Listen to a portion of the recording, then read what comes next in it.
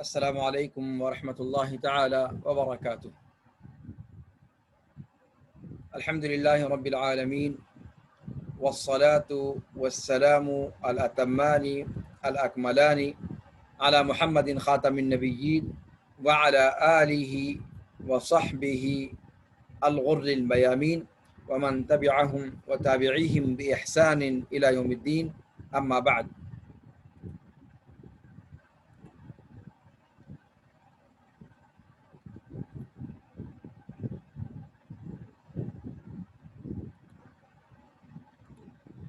آج کے متن طحاویہ کے نئے درس میں آپ تمام احباب کا خیر مقدم ہے۔ اللہ رب العالمین اس درس کو ہم تمام لوگوں کے لیے باعث برکت بنائے، اور اللہ رب العالمین ہم سب کو بصیرت کے ساتھ اپنے دین پر عمل کرنے کی توفیق عطا فرمائے، آمین۔ امام طحاوی رحمہ اللہ افعال عباد کے تعلق سے کچھ باتیں کر رہے تھے۔ استطاعت کی بحث پر کل گفتگو ہوئی، اور استطاعت کا کیا معنی اور مضمون مراد لیتے ہیں مختلف فرقے، اس کی وضاحت آپ کے سامنے پیش کی گئی تھی۔ اسی مسئلے کا تتمہ آج آپ کے سامنے رکھا جائے گا انشاءاللہ۔ امام طحاوی رحمہ اللہ نے فقرہ نمبر 112 میں جو بات ذکر کی ہے اس پر آج انشاءاللہ گفتگو ہوگی، لیکن اس سے پہلے کہ امام طحاوی رحمہ اللہ کے ساتھ آگے بڑھیں، میں عزیزم ولید سلمہ سے درخواست کروں گا کہ وہ آج جو فقرہ ہمیں پڑھنا ہے اس کو پڑھ دیں، تاکہ پھر اسی کی روشنی میں تشریح کا سلسلہ شروع کیا جائے۔ ولید سلمہ۔ السلام علیکم ورحمۃ اللہ وبرکاتہ۔ وعلیکم السلام ورحمۃ اللہ وبرکاتہ۔ بسم اللہ الرحمن الرحیم۔ قال الامام الطحاوی رحمہ اللہ تعالی: ولم يكلفهم الله إلا ما يطيقون ولا يطيقون إلا ما كلفهم به، وهو تفسير لا حول ولا قوة إلا بالله. نقول لا حيلة لأحد ولا حركة لأحد ولا تحول لأحد عن معصية الله إلا بمعونة الله، ولا قوة لأحد على إقامة طاعة الله والثبات عليها إلا بتوفيق الله، وكل شيء يجري بمشيئة الله وعلمه وقضائه وقدره، فغلبت مشيئته المشيئات كلها وغلب قضاؤه الحيل كلها، يفعل الله ما يشاء وهو غير ظالم أبدا، لا يسأل عما يفعل وهم يسألون. وفي دعاء الأحياء حسبک۔ تو یہ ہے آج کا درس انشاءاللہ۔ امام طحاوی رحمہ اللہ فرماتے ہیں کہ وَلَمْ يُكَلِّفْهُمُ اللَّهُ تَعَالَى إِلَّا مَا يُطِيقُونَ، اللہ رب العالمین بندوں کو مکلف نہیں کرتا ہے مگر اتنا ہی جتنی وہ سکت رکھتے ہیں۔ وَلَا يُطِيقُونَ إِلَّا مَا كَلَّفَهُمْ، اور بندے سکت نہیں رکھتے مگر اتنی ہی جتنا اللہ رب العالمین نے انہیں مکلف کیا ہے۔ اور یہ لا حول ولا قوت الا باللہ کی تفسیر ہے۔ ہم کہتے ہیں کہ کسی کی کوئی تدبیر نہیں، نہ کسی کی کوئی حرکت ہے، اور نہ اللہ رب العالمین کی معصیت سے پھرنے کی قوت ہے مگر اللہ رب العالمین کی مدد سے، اور نہ ہی کوئی قوت ہے مگر اللہ رب العالمین کی اطاعت پر قائم رہنے کی قوت کسی کے پاس نہیں ہے، اور اس پر ثبات کی قوت کسی کے اندر نہیں ہے مگر اللہ رب العالمین کی توفیق سے۔ ہر چیز اللہ رب العالمین کی مشیت سے جاری ہوتی ہے، اس کے علم سے اور اس کے قضاء و قدر سے۔ اللہ رب العالمین کی مشیت تمام مشیتوں پر غالب ہے، اور اللہ رب العالمین کی قضاء اور قدر وہ تمام تدبیروں پر غالب ہے۔ جو چاہتا ہے وہ کرتا ہے، اور وہ کسی بھی فعل میں ظالم نہیں ہے۔ ہر قسم کی برائی اور ظلم سے وہ مقدس ہے، منزہ ہے، اور ہر طرح کی عیب سے اور نقص سے وہ برتر اور پاک ہے۔ لا يسأل عما يفعل وهم يسألون، اس سے پرسش نہیں کی جائے گی اس کے فعل کی، جبکہ بندے اپنے افعال کے بارے میں سوال کیے جائیں گے۔ یہاں پر امام طحاوی رحمہ اللہ ان فقروں میں استطاعت کی جو بحث کل چل رہی تھی، اسی کے سلسلے کو مزید آگے بڑھاتے ہوئے امام طحاوی رحمہ اللہ نے اس فقرے کو درج فرمایا ہے۔ اس میں انہوں نے پہلے جملے کے اندر جو بات کہی تکلیف سے جڑی ہوئی کہ اللہ رب العالمین انسانوں کو مکلف اتنا ہی کرتا ہے جتنی وہ سکت رکھتے ہیں، یہاں پر امام طحاوی رحمہ اللہ گویا اشارہ کرنا چاہتے ہیں ان فرقوں کے رد کی طرف، یا ان باطل عقیدے کے حاملین کی طرف جو یہ سمجھتے ہیں کہ شریعت کسی ایسی چیز کا بھی حکم دے سکتی ہے جو حضرت انسان کی سکت میں نہ ہو، انسان کی قوت سے باہر ہو۔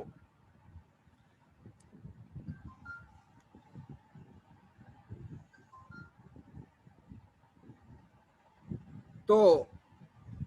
امام طحاوی رحمہ اللہ نے اس چیز پر رد کرتے ہوئے کہا کہ ایسا نہیں ہے۔ اللہ رب العالمین، جیسے بعض فرقے کہتے ہیں کہ اللہ رب العالمین انسان کو جتنی سکت ہے اس سے زیادہ کا مکلف کر دیتا ہے، ان کی طاقت اور ان کی وسعت کے سے اوپر اس پر چیزیں اللہ رب العالمین نے لاد دی ہیں۔ تو اس تصور کی نفی اور اس عقیدے کی تردید امام طحاوی رحمہ اللہ نے کی ہے۔ یا اسی طریقے سے اگر کوئی سمجھتا ہے کہ شریعت کے اندر بعض اوامر یا اکثر اوامر ایسے ہیں جو انسان کر نہیں سکتا، انسان انجام دے نہیں سکتا، تو یہ بھی عقیدے کے اعتبار سے قرآن و سنت کے نصوص کے منافی عقیدہ ہے، اور اسی لیے امام طحاوی رحمہ اللہ نے اس چیز کو وضاحت کے ساتھ بیان کیا ہے۔ یہاں پر اس سے پہلے کہ میں تفصیل میں جاؤں، آپ کو یہ بتلا دوں کہ ہم اور آپ بھی اپنے معاشرے میں سلفی العقیدہ کہلانے والے لوگ بھی، اہل حدیث کہلانے والے لوگ بھی، جس معاشرے اور جس سماج میں رہتے ہیں، شاید اس معاشرے کی رسوم و رواج اور اس کی تقالید کا اثر ہے کہ کہیں نہ کہیں نماز، روزہ، زکوٰۃ اور حج، یا پھر اچھی چیزوں کا جن کا شریعت نے حکم دیا ہے، ان چیزوں کو ایک طریقے سے بوجھ سمجھنے کا مزاج بھی پایا جاتا ہے، اور کہیں نہ کہیں اس طرح کا تصور پایا جاتا ہے کہ اللہ رب العالمین نے ایسی چیزوں کا انسان کو مکلف کر دیا ہے جس سے اس کی آزادی سلب ہوئی ہے اور جس کو وہ انجام دے سکنے سے قاصر ہے۔ یہ بہت خطرناک رخ ہے، اور حقیقت میں یہ انسان کے عقیدے کی کمزوری کی دلیل ہے۔ اس کا تعلق براہ راست عقیدے سے ہے، اور اسی چیز کی امام طحاوی رحمہ اللہ یہاں پر نفی کرنے کی کوشش کر رہے ہیں کہ اللہ رب العالمین نے انسان کو جن چیزوں کا بھی مکلف کیا ہے وہ چیزیں انسان کی سکت سے باہر نہیں ہیں۔ لیکن ایک چیز آپ یہاں پر دیکھیں کہ اس کے لیے جو شریعت میں اصطلاح استعمال کی جاتی ہے، تکلیف کی اصطلاح استعمال کی جاتی ہے۔ خود امام طحاوی نے لم یکلفہم اللہ تعالی کہا ہے، تو تکلیف سے ایک طرح کا ایک ایحا اس طرح کا نکلتا ہے کہ گویا وہ ایک ایسی چیز ہے جس کا حضرت انسان کو مکلف کیا گیا ہے جبرن، ایک ذمہ داری اس پر سونپی گئی ہے۔ تو تکلیف کا یہ مضمون اگر مراد لیتا ہے کوئی، تو یہ چیز درست نہیں ہے، بلکہ تکلیف سے یہاں مراد ہے صرف وہ چیزیں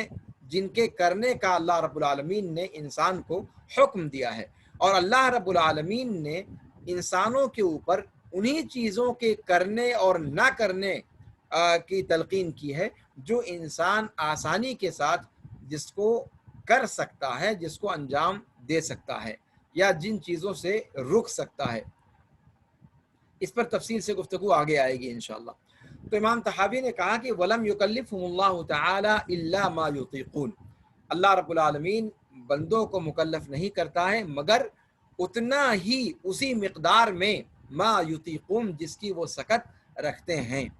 وَلَا يُطِيقُونَ إِلَّا مَا كَلَّفَهُمْ، اور بندے استطاعت نہیں رکھتے مگر اتنی ہی مقدار کی جتنی مقدار کا ان کو اللہ رب العالمین نے مکلف کیا ہے۔ یہ جملہ امام طحاوی کا محل نظر ہے، اس کو کھینچ تان کر صحیح مفہوم دینے کی کوشش شارحین نے کی ہے، لیکن حقیقت یہ ہے کہ اس کے اندر یہ جملہ جو ہے امام طحاوی کا وہ محل نظر ہے،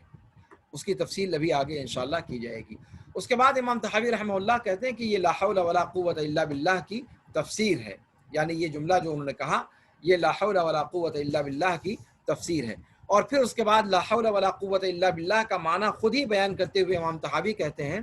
کہ کسی کے بس میں نہیں کہ کوئی تدبیر اختیار کرے یا کوئی حرکت کرے، نہ ہی اللہ کی معصیت سے پھرنے کی کسی کے پاس کوئی جو ہے پھرنے کی صلاحیت ہے مگر اللہ رب العالمین کی مدد سے، اور نہ ہی کسی کے پاس قوت ہے اللہ کی اطاعت کو انجام دینے کی اور اس پر ثبات قدمی کی مگر اللہ رب العالمین کی توفیق سے۔ یہ لا حول ولا قوت الا باللہ کا معنی ہے، اس کی تشریح امام طحاوی رحمہ اللہ نے خود فرما دی ہے۔ یہاں پر اس سے پہلے امام طحاوی رحمہ اللہ نے بندوں کے افعال کے تعلق سے یہ نقطہ بیان کیا تھا کہ بندوں کے افعال اللہ رب العالمین کے پیدا کردہ ہیں اور بندوں کا کسب ہے، کسب کے حوالے سے اس کی نسبت بندے کی طرف ہوگی اور تخلیق کے اعتبار سے نسبت اللہ رب العالمین کی طرف ہوگی۔ تو جب امام طحاوی نے اس بات کو ذکر کیا تو پھر وہیں اس مسئلے کو بھی ذکر کیا کہ اللہ رب العالمین نے انسان کو اتنا ہی مکلف کیا ہے جتنی وہ سکت رکھتے ہیں، اور جیسا کہ میں نے کہا اس سے ان کا مقصود ان لوگوں پر تردید کرنا ہے جو یہ عقیدہ رکھتے ہیں کہ اللہ رب العالمین بندوں کو ان کی طاقت سے اوپر مکلف کرتا ہے، اور اللہ رب العالمین کے بعض احکام یا بعض شریعت کے اندر منع کردہ چیزیں وہ بندے کی طاقت سے اوپر ہیں۔ تو جن کا یہ سمجھنا ہے، جن کا یہ عقیدہ ہے، ان پر تردید مقصود ہے۔ اسی طریقے سے بعض دوسرے کچھ لوگ ہیں جو یہ سمجھتے ہیں کہ بندے اللہ رب العالمین کی حکم کردہ یا اللہ رب العالمین کے جو اوامر ہیں ان میں سے اکثر پر وہ قدرت نہیں رکھتے۔ تو اس پر جو ہے اس عقیدے پر امام طحاوی رحمہ اللہ نے تردید کرتے ہوئے کہا کہ لم یکلفہم اللہ تعالی الا ما یطیقون۔ امام طحاوی رحمہ اللہ نے یہ بات جو کہی ہے یہ حقیقت میں اللہ رب العالمین نے خود قرآن مقدس میں کئی جگہوں پر مختلف انداز اور اسلوب میں ذکر فرمائی ہے، گویا یہ مضمون قرآن کے اندر بیان کیا گیا ہے۔ اللہ رب العالمین سورہ بقرہ میں فرماتا ہے آیت نمبر 286 میں کہ لا یکلف اللہ نفسا الا وسعها، اللہ رب العالمین کسی نفس کو مکلف نہیں کرتا ہے مگر اسی حد تک جو اس کی سکت ہو۔ اسی طریقے سے اللہ رب العالمین نے فرمایا سورہ بقرہ آیت نمبر 286 ہی کے اندر کہ ربنا ولا تحملنا ما لا طاقت لنا بھی، کہ اے ہمارے رب ہم پر ایسی چیزوں کا بوجھ نہ ڈالیو جس کے کرنے کی ہمارے یہاں سکت نہ ہو، ہمارے پاس سکت نہ ہو۔ اسی طریقے سے سورہ تغابن آیت نمبر 16 میں اللہ رب العالمین نے فرمایا کہ فاتقوا اللہ ما استطعتم، اللہ رب العالمین کا تقوی اختیار کرو، اللہ رب العالمین سے ڈرو جس قدر تم سکت رکھتے ہو، مستطعتم، استطاعت یہاں پر وسع کے معنی میں ہے۔ ایسے اللہ رب العالمین نے سورہ حج آیت نمبر 78 میں فرمایا کہ وما جعل علیکم فی الدین من حرج، کہ اللہ رب العالمین نے تم پر شریعت میں کوئی حرج نہیں رکھا، کوئی ایسی چیز نہیں رکھی جو باعث حرج ہو، جس کا کرنا دشوار ہو۔ اسی طرح اللہ رب العالمین نے سورہ بقرہ آیت نمبر 158 میں فرمایا کہ یرید اللہ بکم اليسر ولا یرید بکم العسر، اللہ رب العالمین تم پر آسانی چاہتا ہے، اللہ رب العالمین تم پر تنگی نہیں چاہتا۔ اللہ کے رسول صلی اللہ علیہ وسلم ارشاد فرماتے ہیں کہ احب الدین الی اللہ الحنیفیۃ السمحہ، کہ سب سے پسندیدہ دین اللہ کے نزدیک حنیفیت سمحہ ہے، یعنی وہ دین جو توحید پر قائم ہو اور جس کے اندر کیا نام ہے گنجائش ہو، جس کے اندر سختی نہ ہو، فلیکسیبلٹی جس کے اندر ہو۔ تو احب الدین الی اللہ الحنیفیۃ السمحہ، بخاری کی روایت ہے، امام بخاری رحمہ اللہ نے حدیث نمبر 30 میں اس کو ذکر کیا ہے، امام طبرانی نے معجم الاوسط کے اندر 73-51 میں اس کو ذکر کیا ہے۔ اسی طریقے سے اللہ کے رسول صلی اللہ علیہ وسلم کا ارشاد گرامی ہے کہ لن یشاد الدین احد الا غلبہ، بخاری شریف کی روایت ہے کہ دین میں کوئی بندہ سختی نہیں کرے گا مگر دین اس کو مغلوب کر دے گا، یعنی دین کے اندر سختی اور تشدد، یہ اللہ رب العالمین نے یہ اللہ کے رسول صلی اللہ علیہ وسلم نے اس سے منع فرمایا ہے۔ اس کے علاوہ وہ تمام صفتیں جو اللہ رب العالمین کے بارے میں آئی ہوئی ہیں قرآن و سنت کے اندر، جس میں اللہ رب العالمین نے اپنی ذات سے ظلم کی نفی کی ہے اور عدل کی بنیاد پر آسمان و زمین کے قیام کی بات فرمائی ہے، اور اپنے اوامر اور نواہی کو بھی عدل کی صفت سے متصف گردانا ہے، وہ ساری کی ساری چیزیں، وہ ساری کی ساری آیتیں اور احادیث، وہ سب اس بات کی دلیل ہیں کہ اللہ رب العالمین انسان کو اتنے ہی کا مکلف کرتا ہے جتنا انسان کے پاس سکت اور گنجائش ہے۔ تکلیف کا جو لفظ امام طحاوی رحمہ اللہ نے استعمال کیا وَلَمْ يُكَلِّفْهُمْ، یہ تکلیف کا لفظ قرآن و سنت کے اندر وارد ہے، جیسا کہ آیات میں ابھی آپ نے سنا لا يُكَلِّفُ اللَّهُ نَفْسًا إِلَّا وُسْعَهَا۔ تو شرعی طور پر جو اللہ رب العالمین نے عبادتوں کا سلسلہ رکھا ہے، وہ اسی آیت کی روشنی میں وہ تکلیف ہے بندوں پر۔ اللہ رب العالمین نے جتنے احکام، جتنی چیزوں کے کرنے کا حکم دیا، جتنی چیزوں کے نہ کرنے کا حکم دیا، ان پر ایمان واجب ہے، اور جن کے کرنے کا حکم دیا اس کو کرنا واجب ہے، جس کے چھوڑنے کا حکم دیا اسے چھوڑنا واجب ہے، اور اسی کو تکلیف کہا گیا ہے۔ تکلیف کا معنی یہ ہے کہ اللہ رب العالمین کے اوامر و نواہی کو بجا لانا، اور چونکہ کسی بھی کام کو انجام دینے میں یا کسی بھی چیز کو چھوڑنے میں انسان کی جو اصل طبیعت ہے اس کو تھوڑا سا بہرحال اس کے لیے آمادہ کرنا پڑتا ہے، اور اسی آمادگی کا نام تکلیف ہے، اسی آمادگی کا نام تکلیف ہے۔ چونکہ اگر انسان کے نفس کی بات کی جائے تو انسان کا نفس تو ہمیشہ چاہتا ہے کہ مادر پدر آزاد چھوڑ دیا جائے، بے لگام چھوڑ دیا جائے، بے نکیل چھوڑ دیا جائے، وہ قید و بند میں رہنا پسند نہیں کرتا کسی بھی طور پر۔ تو اگر جو ہے ایک انسان کی خواہش ہوتی ہے کہ وہ ہمیشہ اینڈا پڑا سوتا رہے، 12 گھنٹہ سوتا رہے، نہ ڈیوٹی کرنا پڑے، نہ کوئی کام کرنا پڑے، نہ کوئی کہیں جانا پڑے، نہ کچھ انجام دینا، تو اب یہ انسان کی خواہش ہوتی ہے۔ لیکن کیا انسان اپنی خواہشات نفس کی پیروی کرتے ہوئے وہ ایسا کر سکتا ہے؟ آپ جانتے ہیں کہ انسان ایسا نہیں کر سکتا۔ یہی جانوروں میں اور انسانوں میں فرق ہے۔ انسان کی زندگی ایک روٹین کے تحت ہوتی ہے، اور انسانوں کی زندگی حیوانوں کی زندگی سے اسی چیز میں ممتاز ہوتی ہے، اور یہی وہ چیز ہے جس میں نفس کو آمادہ کرنا پڑتا ہے۔ انسان جب آپ عام ڈیوٹی کرتا ہے، تو اگر انسان 8 بجے سے لے کر کے 12 بجے تک ڈیوٹی کرنا ہے تو اس کے لیے دل کو آمادہ کرنا پڑتا ہے۔ تو یہ آمادہ کرنا، اس کے لیے اضافی جو محنت کرنی پڑتی ہے، اسی محنت کو تکلیف کہا جاتا ہے۔ تو چاہے نماز کا معاملہ ہو، چاہے روزے کا معاملہ ہو، چاہے صدقات و خیرات کا معاملہ ہو، کون بندہ چاہے گا اپنی جیب سے 100 روپے خرچ کرنا؟ اپنی جیب سے 5 روپے بھی نکالنا انسان کے لیے بہت ایک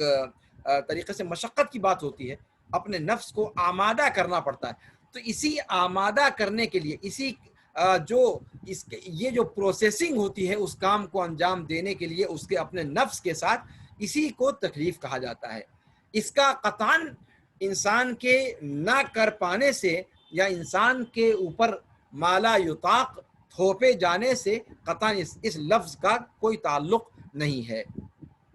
بلکہ اسی نفس کو جو آمادہ کرنے کی ضرورت پڑتی ہے دنیاوی چیزوں کے اندر بھی۔ آپ شرعی چیزوں کو چھوڑ دیں، دنیاوی چیزوں کے اندر بھی عام عادات کے طور پر آپ دیکھتے ہوں گے کہ انسان کو اپنے نفس کو مارنا پڑتا ہے اور اس پر جبر کرنا پڑتا ہے بعض چیزوں کو کرنے کے لیے۔ تو وہ جو نفس کی آزادی کو ڈسٹرب کرتے ہوئے اس کو ایک خاص ڈھرے پر لانے کے لیے جو اس کو پابند بنانے کی کوشش کی جاتی، یہی تکلیف ہے۔ اور اسی آمادگی یا اسی جو یہ معالجے کی کیفیت ہے، اسی کی بنیاد پر اللہ رب العالمین نے قرآن کریم کے اندر فرمایا کہ وَقَلِيلٌ مِّنْ عِبَادِيَ الشَّكُورُ، مومنوں میں سے کم مومن بندے ایسے ہیں جو شکر گزار ہیں۔ تو یہاں پر جو معاملہ ہے وہ اسی معالجے کا اصل میں حقیقت میں ہے۔ تو کہہ رہے ہیں کہ اس پس منظر میں جو شرعی تکالیف ہیں، یعنی شرعی احکام جو ہیں یا شرعی منع کردہ چیزیں، شرعی اوامر کو انجام دینا اور شرعی منع کردہ چیزوں سے رکنا، یہ انسان پسند نہیں کرتا عام طور پر، اس لیے کہ وہ آزاد طبع رہنا چاہتا ہے۔ تو یہاں سے جو ہے اس چیز کو تکلیف کے لفظ سے تعبیر کیا گیا۔ اس میں یہ قطعاً معنی نہیں ہے کہ وہ انسان کے لیے مالا یطاق کے درجے میں ہے، اس لیے کہ قرآن کریم نے صراحت کے ساتھ اس کی نفی کی ہے کہ لا یکلف اللہ نفسا الا وسعها، کہ اللہ رب العالمین کسی بھی نفس کو مکلف نہیں کرتا ہے مگر اس کی سکت بھر، اس سے اوپر اللہ رب العالمین مکلف نہیں کرتا ہے۔ دوسری بات امام طحاوی نے جو فرمائی کہ الا ما یطیقون، یطیقون یہ اطاقہ یطیقوں سے ہے۔ اب اطاقہ کا معنی ہوتا ہے وسع اور تمکن، کر پانا، سکت، جی یعنی وہ چیزیں الا ما یطیقون اللہ تعالیٰ نہیں مکلف کرتا ہے مگر وہ جس کا کرنا ممکن ہو اور جو کر سکنے کی سکت ہو، اس پر قدرت ہونے کے اعتبار سے، اس کی طاقت ہونے کے اعتبار سے۔ تو امام طحاوی رحمہ اللہ کے کلام کا معنی یہ ہوا کہ اللہ رب العالمین انسان سے، اور انسان ہی سے کیوں، تمام لوگوں سے اور جن و انس سے، اس لیے کہ تکلیف کے دائرے میں صرف حضرت انسان نہیں ہے، جنات کو بھی اللہ رب العالمین نے مکلفین میں سے رکھا ہے۔ تو مکلفین خواہ وہ انسانوں میں سے ہوں یا جنات میں سے، اللہ رب العالمین نے ان دونوں میں سے کسی سے ایسی چیز کا مطالبہ نہیں رکھا جو ان کی سکت سے پرے ہو۔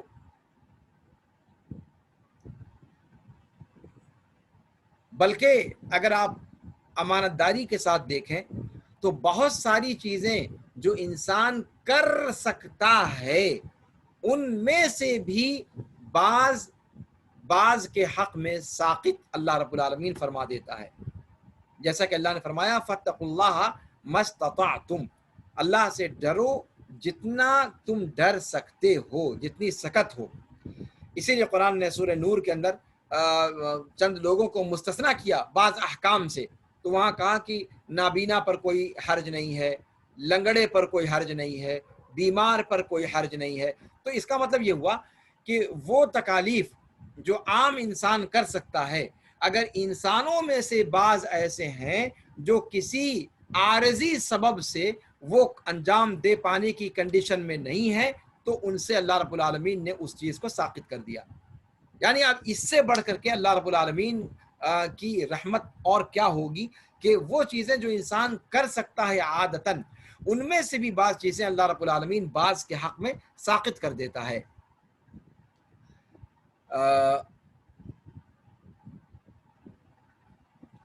اچھا، یہاں پر ایک چیز یہ ہے کہ غور کرنے کی بات یہاں پر ایک اور بھی ہے. جیسے استطاعت کی بات میں کل گفتگو آئی تھی کہ استطاعت دو درجے میں ہوتی ہے. ایک درجہ استطاعت کا یہ ہوتا ہے کہ اللہ رب العالمین انسان کو جن چیزوں کے کرنے کا حکم دیتا ہے یا جن چیزوں کے نہ کرنے کا حکم دیتا ہے اس کو پورا یا ان کو پورا کرنے کے لیے جو ضروری آلات ہیں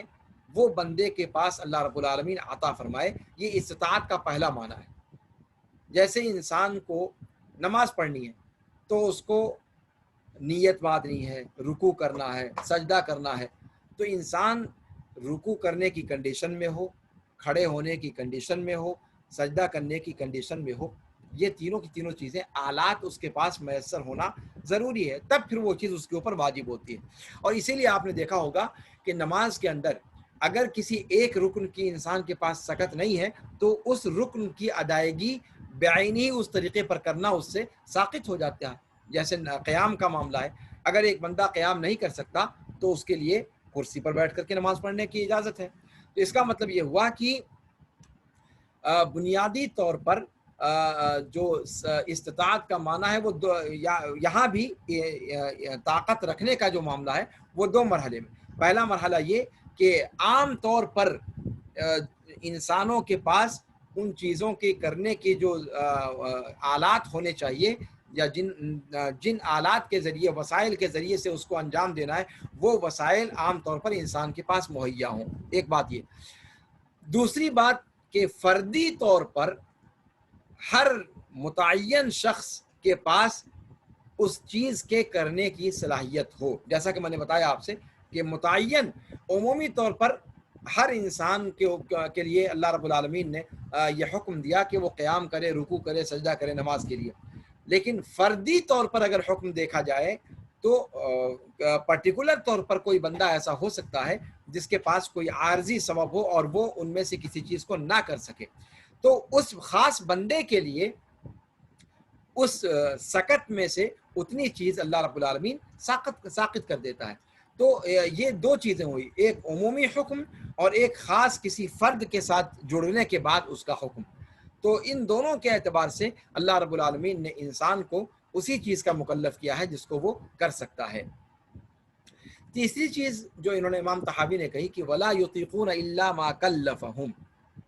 اور بندے نہیں طاقت رکھتے ہیں مگر اتنی ہی چیز کرنے کی جن کا اللہ رب العالمین نے ان کو مکلف کیا ہے. یہ جملہ محل نظر ہے، یہ جملہ محل نظر ہے امام طحاوی رحمہ اللہ کا. لیکن امام طحاوی رحمہ اللہ کے اس قول کی توجیح بعض لوگوں نے کی ہے کہ دیکھیں اس کی یہ توجیح کی جا سکتی ہے کہ جیسے معراج کے قصے میں آپ دیکھیں اللہ کے رسول صلی اللہ علیہ وسلم پر شروع میں 50 نمازیں فرض ہوئیں. موسیٰ علیہ السلام نے اللہ کے رسول صلی اللہ علیہ وسلم سے کیا کہا کہ میں بنو اسرائیل کو باقاعدہ آزما چکا ہوں، ان کے ساتھ میں جھیل چکا ہوں، امت محمدیہ یہ 50 نمازیں ان کے بس میں کا روگ نہیں ہے، تو آپ جائیے کم کروائیے. اور موسیٰ علیہ السلام کے مشورے پر اللہ کے رسول صلی اللہ علیہ وسلم لوٹ کر گئے اور پھر نمازوں کے کم ہونے کا 10 نمازیں کم ہوتی گئیں اور آخر میں پھر 5 نماز کم ہوئی، جس کے بعد پھر اللہ رب العالمین نے کہہ دیا کہ ما یبدل القول لدی وما انا بظلام للعبید. تو 5 نمازیں پھر باقی رہ گئیں. تو اس اعتبار سے ایک مضمون لیا جا سکتا ہے کہ عام طور پر انسان کے پاس جو سکت ہے اتنی سکت کے اعتبار سے ہی اللہ رب العالمین کے احکام ہیں. لیکن اس کے اندر ایک دوسرا پہلو بھی ہے جو ایک باطل فرقوں نے اس جملے کو جو استعمال کیا ہے وہ دوسرے مقاصد کے لیے استعمال کیا ہے. یعنی ان کا یہ کہنا ہے کہ اللہ رب العالمین نے جو احکام نازل فرمائے ہیں ان سے زیادہ کرنے کی بندے کے پاس صلاحیت ہی نہیں ہے، ان سے زیادہ کرنے کی صلاحیت ہی نہیں ہے. اور یہ سمجھنا غلط ہے، یہ سمجھنا غلط ہے، کسی طور پر یہ سمجھنا درست نہیں ہے. اس کی دلیل یہ ہے سب سے بڑی بات کہ آپ جتنی بھی شریعت کے اندر رخصتیں آئی ہیں جیسے سفر میں آدمی روزہ نہ رکھے، اللہ کے رسول صلی اللہ علیہ وسلم نے سفر میں روزہ نہ رکھنے کی اجازت دی ہے، لیکن کیا اگر کوئی بندہ روزہ رکھنا چاہے تو رکھ نہیں سکتا؟ یعنی ہم یہ کہیں کہ شریعت نے وہاں روزہ چھوڑنے کا حکم دیا ہے تو وہاں انسان روزہ رکھ ہی نہیں سکتا؟ یقیناً یہ بات سمجھنا غلط ہے، اس لیے کہ بندہ اگر چاہے اس پر پریشانی ہوگی رکھنے میں، لیکن رکھ سکتا ہے، سکت اس کے پاس ہے۔ اسی طریقے سے نمازوں کے قصر کا معاملہ ہے، نمازوں کی جمع کرنے کا معاملہ ہے۔ کیا بندہ جہاں جہاں قصر کی اجازت ہے وہاں وہاں بندہ پوری نمازیں نہیں پڑھ سکتا؟ جہاں 2 رکعتیں نمازیں پڑھنے کا حکم دیا گیا وہاں 4 رکعت نہیں پڑھ سکتا؟ وہ سکت نہیں اس کے پاس؟ یقیناً سکت ہے۔ اسی طریقے سے جمع کا جہاں حکم دیا گیا کہ ظہر کو عصر میں، یا عصر کو ظہر میں، یا مغرب کو عشاء میں، یا عشاء کو مغرب میں اکٹھا کر کے پڑھے، کیا وہ اگر نماز کو اپنے اپنے اوقات میں بغیر اکٹھا کیے پڑھنے کا حکم دیا جائے تو وہ نہیں کر سکتا اس کو؟ یقیناً کر سکتا ہے۔ تو اس لیے یہ کہنا کہ بندہ اتنا ہی کر سکتا ہے جتنا کا مکلف کیا گیا ہے، اس سے زیادہ وہ کر ہی نہیں سکتا، یہ بات عقلاً بھی درست نہیں ہے اور نقلاً بھی درست نہیں ہے۔ اللہ رب العالمین نے بندہ جتنا کر سکتا ہے اس سے کم کا اس کو مکلف کیا ہے، اور اس کے لیے دلیلیں مہیا ہیں۔ یرید اللہ بکم اليسر ولا یرید بکم العسر، اللہ رب العالمین آسانی چاہتا ہے، تنگی نہیں چاہتا۔ یعنی تنگی والا کام بھی انسان کر سکتا ہے اگر مکلف کیا جائے، اس کی سکت ہے، استطاعت ہے، لیکن اللہ رب العالمین تنگی میں ڈالنا نہیں چاہتا اور وہ آسانی بندے کے لیے پسند کرتا ہے شریعت کے اندر۔ تو اس کا مطلب یہ ہوا کہ آسانی پسند کرتا ہے، یہ اللہ رب العالمین کی رحمانیت اور غفاریت کا معاملہ ہے، ورنہ سکت انسان کی ہے کہ اگر اصل پر ڈال دیا جائے تو وہ کر سکتا ہے۔ تو اسی طریقے سے تیمم کا مسئلہ ہے، تیمم کی بات جہاں اجازت دی گئی ہے، اگر وہاں پر کہہ دیا جائے کہ صاحب نہیں وہ وہاں وضو ہی کرے، یا اسی طریقے سے اور جو رخصتوں کا معاملہ آیا ہے، تو ان تمام جگہوں پر آپ یہ دیکھیں کہ جو اصل حکم ہے وہ حکم انجام اگر طلب کر لیا جائے تو انسان کر سکتا ہے، بھلے اس میں یہ کہہ سکتے ہیں کہ اس میں مشقت ہوگی، پریشانی ہوگی، لیکن انسان کے بس سے باہر نہیں ہے۔ لہذا امام طحاوی رحمہ اللہ کے جملے کو اگر اس معنی میں لیا جائے کہ بندہ اس سے زیادہ کر بھی نہیں سکتا جتنا اللہ نے کہا ہے، یہ جملہ درست نہیں ہے، یہ جملہ درست نہیں ہے۔ یہ بعض باطل فرقوں کا کہنا ہے، اور ظاہری طور پر جو اس کا مضمون ہے وہ مراد لینا درست نہیں ہوگا۔ امام طحاوی رحمہ اللہ نے آگے فرمایا کہ اور یہ چیز لا حول ولا قوت الا باللہ کی تفسیر ہے۔ لا حول ولا قوت الا باللہ کے بارے میں تھوڑی سی بات ہو جائے، اس سے پہلے کہ امام طحاوی نے رحمہ اللہ نے لا حول ولا قوت الا باللہ کا جو معنی بیان کیا ہے، اس جس سیاق میں وہ گفتگو کر رہے ہیں باطل فرقوں کی تردید میں، اس سے ورے ہٹ کر لا حول ولا قوت الا باللہ کا ایک عمومی کیا معنی بنتا ہے۔ آپ جانتے ہیں کہ یہ عظیم ترین اذکار میں سے ہے، بلکہ اس کو جنت کے خزانوں میں سے ایک خزانہ کہا گیا ہے کہ یہ کنز من کنوز الجنہ ہے، جنت کے خزانوں میں سے ایک خزانہ ہے۔ اس کے اندر اللہ رب العالمین کی ربوبیت کا اقرار پایا جاتا ہے، اللہ رب العالمین کی الوہیت کا اقرار پایا جاتا ہے، اللہ رب العالمین کے اسماء و صفات یعنی توحید کی تینوں قسمیں اس کے اندر جو ہے وہ پائی جاتی ہیں۔ بنیادی طور پر اس کے اندر اس بات کا اقرار ہے کہ بندہ ہر طرح کے تصرف اور ہر طرح کی قوت اور ہر طرح کے اپنے اختیار سے جو ہے اپنے آپ کو الگ کر کے وہ اللہ رب العالمین کے پاس جو کچھ ہے اس پر وہ سہارا کرتا ہے اور اس پر وہ بھروسہ کرتا ہے۔ یہ اللہ رب العالمین بندے کی اپنی جو انرجی ہے، انسان کی اپنی جو صلاحیتیں ہیں، انسان کا اپنا جو پاور ہے، انسان کی اپنی جو سکت ہے، ان تمام قوتوں سے، اپنی طاقت سے انسان فرار اختیار کر کے اللہ رب العالمین کے دامن میں پناہ لیتا ہے۔ یعنی یہ انسان کی کسر نفسی کی سب سے بڑی دلیل ہے جو اس ذکر کے اندر اللہ رب العالمین کی طرف سے بندے کو سکھائی گئی ہے۔ اس لیے کہ آپ جانتے ہیں کہ حضرت انسان کو ہلاکت تک پہنچانے والی جو سب سے بنیادی چیز ہے کہ وہ اپنے آپ کو تیس مارخاں سمجھنے لگتا ہے۔ جہاں انسان کے اندر اس قسم کا کیڑا کل بلانا شروع ہوا کہ وہ اپنی قوت سے بھی کچھ کر سکتا ہے، میں یہ کر دوں گا، میں وہ کر دوں گا۔ آپ جانتے ہیں اس قسم کی بڑھ ہانکنے والوں کی جو نفسیات ہوتی ہے کہ صاحب میں کیا نہیں کر سکتا،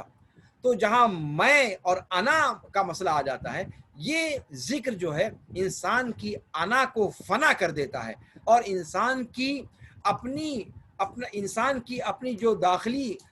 قوتیں یا داخلی صلاحیتیں ہیں، ان صلاحیتوں پر مکمل طور پر اعتماد کو ختم کر دیتا ہے، اور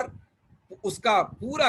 توکل، اس کا پورا بھروسہ، اس کا پورا انحصار اللہ رب العالمین کے اوپر ہو جاتا ہے، اور یہی شریعت کا مطلوب ہے۔ یہاں ایک بات میں اور ذکر کر دوں کہ عام طور پہ اردو زبان میں تعبیر میں آپ نے سنا ہوگا، بچوں کو بھی جب ان کی پرورش کی جاتی ہے تو کہا جاتا ہے کہ بچوں کو خود اعتمادی سکھائی جائے۔ خود اعتمادی، اس کا کوئی تصور ہماری شریعت میں نہیں ہے۔ ہماری شریعت میں خود اعتمادی نہیں، خدا اعتمادی ہے، اللہ پر اعتماد۔ خود اعتمادی کا جو تصور ہے وہ مکمل طور پر غلط ہے۔ اللہ کے رسول صلی اللہ علیہ وسلم دعا فرمایا کرتے تھے اور اللہ سے کہتے تھے کہ وَلَا تَكِلْنِي إِلَى نَفْسِي طَرْفَةَ عَيْن، کہ اللہ تو میرے نفس کی طرف مجھے پلک جھپکنے تک کے لیے بھی اپنے نفس پر توکل نہ ہونے دے، اپنے نفس کی طرف مجھے نہ پھیر۔ اب آپ اندازہ لگائیے، پلک جھپکنے تک،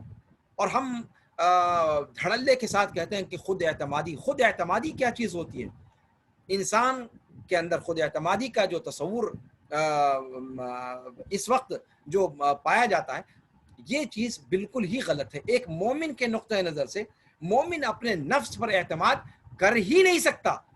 اگر وہ مومن ہے، اگر وہ ایمان راسخ اس کے یہاں ہے، اللہ کے رسول صلی اللہ علیہ وسلم جب کہہ رہے ہیں کہ اللہ پلک جھپکنے بھر بھی مجھے اپنے نفس پر بھروسہ نہ کرائیو،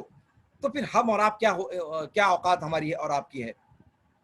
تو لا حول ولا قوت الا باللہ یہ عام طور پہ اللہ کے رسول صلی اللہ علیہ وسلم کے زبان زد رہا کرتا تھا، اور اللہ کے رسول صلی اللہ علیہ وسلم نے امت کو بھی اس بات کی تلقین کی ہے کہ برابر وہ اس چیز کو پڑھا کریں۔